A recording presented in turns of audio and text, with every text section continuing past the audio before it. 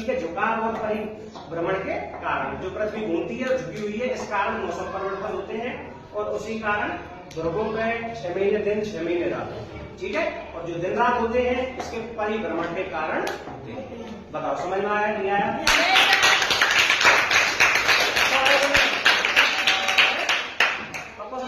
रात क्यों होते हैं? दिन रात तो पृथ्वी के घूर्णन के कारण होते हैं भाई, पृथ्वी के घूर्णन के कारण दिन रात होते हैं। और पृथ्वी के घूर्णन के कारण और पृथ्वी के झुके हुए होने के कारण, घूर्णन के कारण और झुके हुए होने के कारण ही ध्रुवों पे 6 महीने का दिन और 6 महीने का रात होगी। कैसे? देखो, ये झुका हुआ है यहाँ पे, अब ये उत्तरी ध्रुव है बेटा, अब इस उत्तरी ध्रुव पे रोशनी आएगी? आएगी?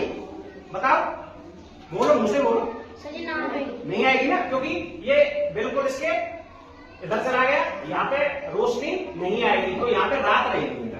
और ये रात कब तक रहेगी? जब तक ये 6 महीने में घूमता घूमता घूमता घूमता घूमता घूमता घूमता यहाँ नहीं आ जाएगा। जैसे ही यहाँ आएगा तो इसकी फोकस मिलेगा पूरा, यहाँ पे क्या हो जाएगा? दिन, और यहाँ पे क्या हो जाएगी? हो जाएगी नहीं हो जाएगी? तो ये यहाँ 6 महीने रात कब तक रहेगी?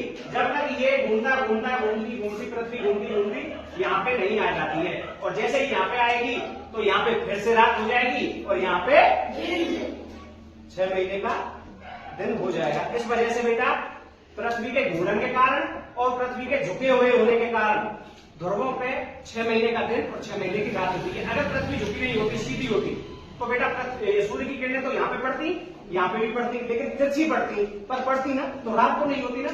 तो अगर झुकी हुई है तो इसलिए आधे हिस्से में पड़ती है, 6 महीने पर आधे हिस्से में पड़ती है। इस तरह से ध्रुवों पे दिन और रात होते हैं। अब बात आती है सर्दी और गर्मी की।